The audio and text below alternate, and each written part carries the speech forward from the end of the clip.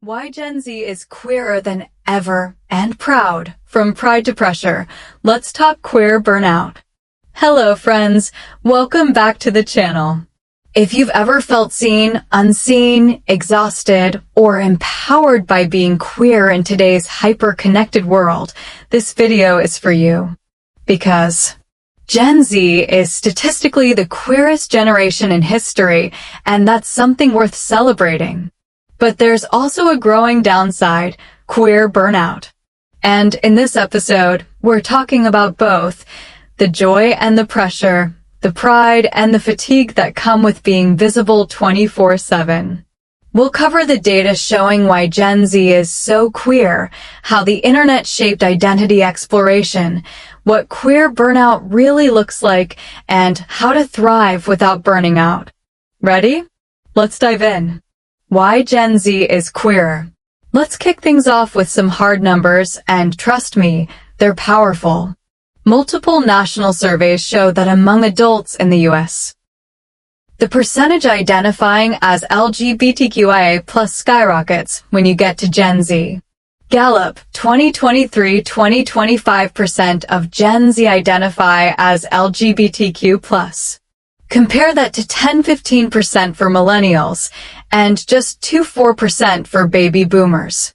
Pew Research, 2022 and younger Gen Z, ages 13-21, about 30% use labels like bisexual, pansexual, transgender, non-binary, or simply something else. Canadian and British data echo the same trend. Gen Z is embracing queer identities in record numbers. Why the spike? What's behind the surge? It's deeper than just more coming out. It's about meaningfully evolving cultural context. Language and identity have diversified.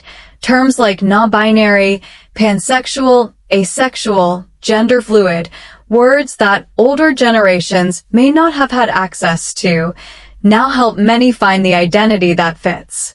Visibility matters. When you see others like you online, in media, in friends groups, you feel permission to be yourself. Social acceptance in parts of the world. While homophobia and transphobia still exist, younger people tend to grow up in more tolerant communities than previous generations. Generational comparisons. To put it simply, only about 2-4% of boomers identify as LGBTQ+. Millennials are around 10-15%. Gen Z is double or more that figure. That shift doesn't mean older generations were less queer. It often means they didn't feel safe or had no language to articulate it. Gen Z is living in a world that speaks queer. Implications of being the queerest generation. This surge has all sorts of ripple effects. Pop culture is changing fast. TV shows, movies, TikToks now foreground queer characters in ways once unimaginable. Institutions are adapting or pushing back. Schools, businesses, sports, politics are all grappling with inclusion. Younger voices are louder. Queer students leading clubs, boycotting brands, demanding policy changes. But with visibility comes new dynamics, expectations, scrutiny, and yes, pressure. The internet made US queer. Long before Gen Z, the internet was already changing self-expression. Tumblr was the mothership, safe zones for fandoms, queer exploration, coming out stories, memes, and gender discourse.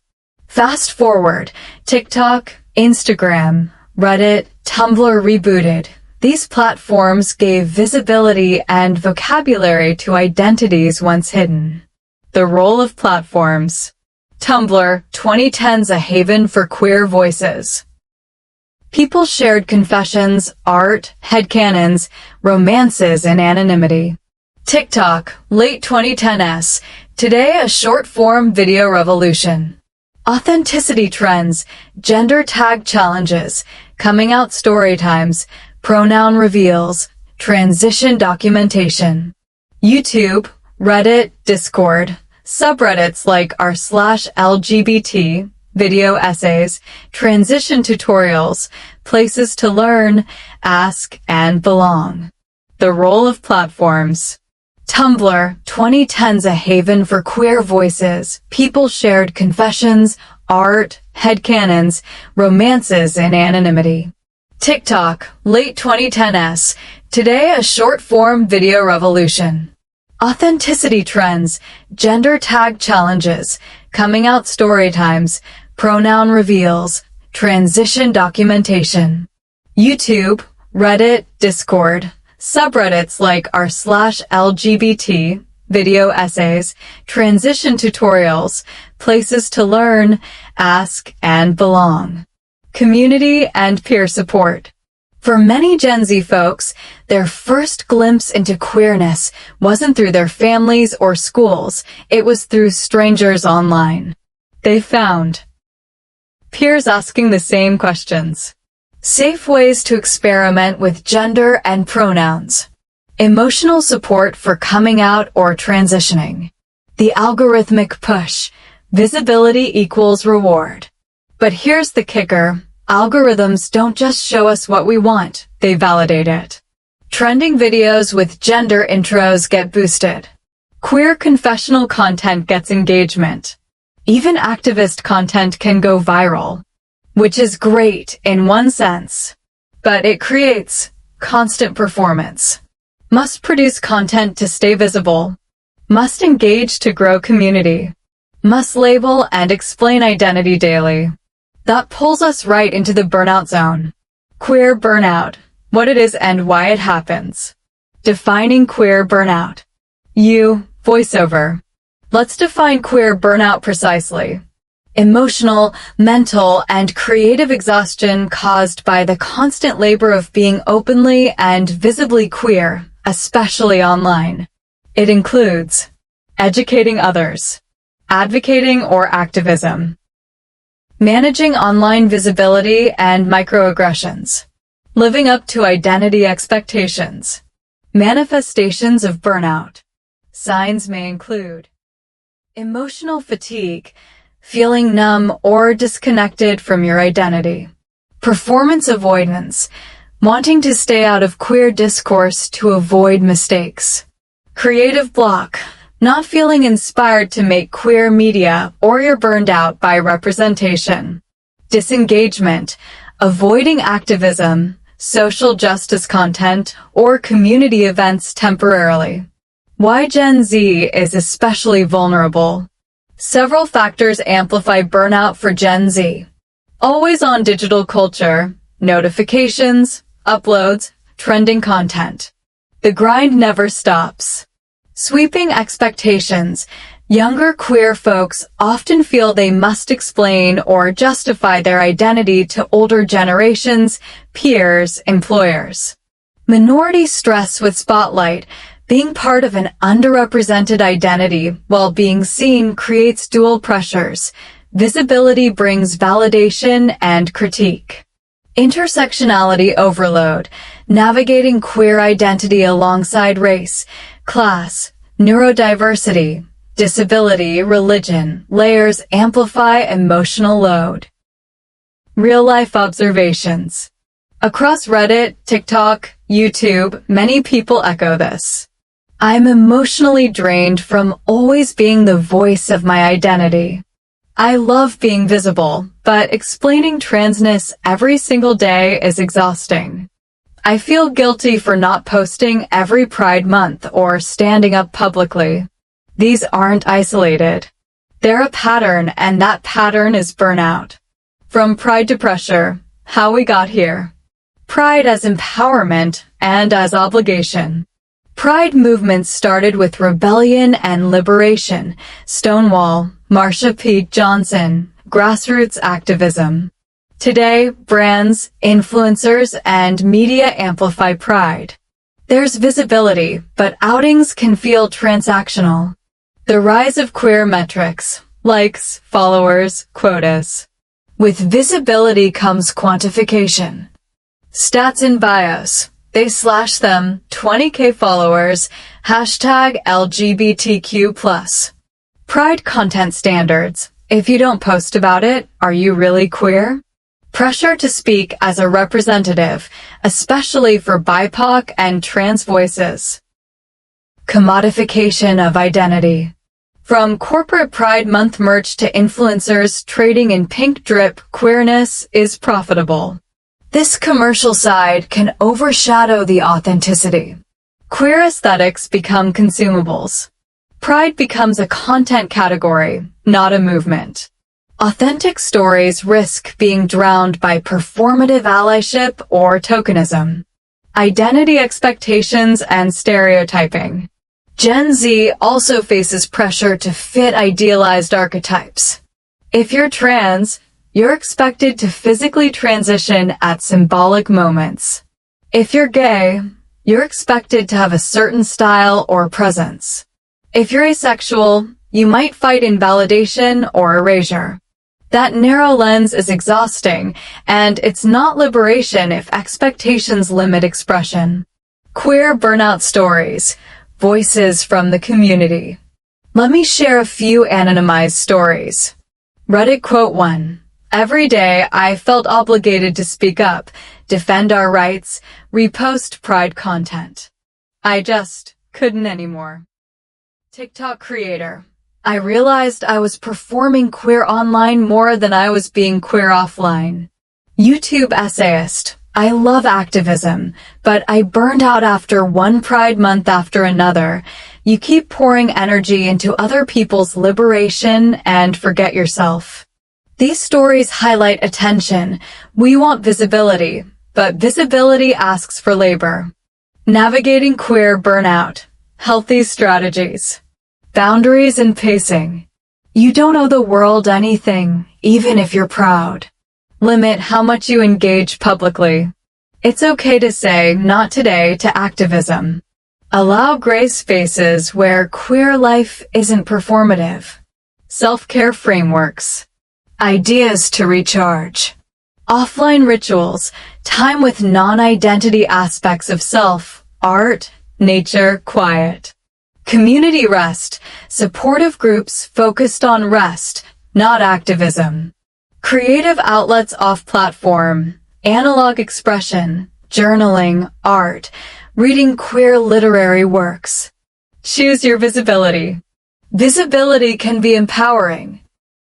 But choose when, where, and how. You can publicly identify, but not constantly explain. You can take digital breaks without guilt. You can be private queer or semi-visible and still proud. Advocacy without burnout. Methods to remain engaged sustainably. Microactivism. Sign petitions, donate quietly, support financially. Amplify instead of speak. Uplift other voices rather than constantly explaining. Know your bandwidth. Use your energy where it matters most, within capacity. Therapy, peer support, and processing. Never underestimate the power of speaking with someone who gets it. Seek queer-affirming therapy. Join closed support groups or Discord spaces. Write public letters to younger you. Practice acknowledgement. I'm proud of how far I've come, and I deserve rest. Case studies and pop culture examples. Media representation trends. TV, shows like Heartstopper, Sex Education, Euphoria center queer stories. Movies. Moonlight, portrait of a lady on fire circulation in Gen Z realms. Social media, viral creators sharing personal journey, Trixie Mattel, Nikita Dragon, Counterpoints. Public figures navigating burnout. Many public queer figures have spoken about burnout. A YouTuber might detail stepping back to focus on mental health. An activist who pauses public campaigns after emotional exhaustion. A social media writer who goes on hiatus to regroup creatively. These people show us you can step away without giving up queer visibility. Brands, backlash, and pressure. During Pride Month, brands flood with rainbow merch, some of it performative. Consumers call out pinkwashing when brands superficially support pride for optics, not action.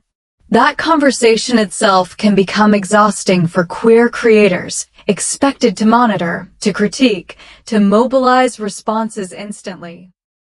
Beyond burnout, redesigning queer futures. Reimagining queer visibility. What if visibility wasn't defined by volume or performance? What if community was stitched through quiet significance, small groups, slow art music?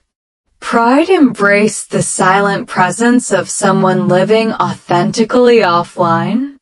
Liberation wasn't trending, it was everyday safety, belonging, family. Generational solidarity. Gen Z has unique tools, tech, visibility, vocabulary. Older generations have history, resilience, activism, wisdom, survival strategies. Intergenerational solidarity can ease burden. Younger voices learn context. Older voices get space to listen and evolve. Identity trauma gets social memory, not individual labor. Building sustainable queer care systems. Peer support networks. Small, close circles focused on rest. Mixed-gen collectives for mentorship without pressure. Local or campus cafes, community centers that aren't event-driven but relational. These spaces shift the focus from representation to relational being. So, are you ready to embrace your queer pride and your need for rest? Gen Z's queerness is powerful, louder than ever. But the price of constant visibility is real and preventable. You do not have to be always performing, always educating, always labeling. You can love but pause. You can exist quietly proud without apology. The future we build isn't just bigger pride rallies. It's queer lives lived sustainably, proudly, and joyfully without sacrifice. If this spoke to you, share your story in the comments. Let's hold space collectively. And if you found this useful, hit that like button, subscribe, and tap the bell icon. I promise my next video will be a bit shorter. Winking face. Until next time, be well and be you. Sparkling heart.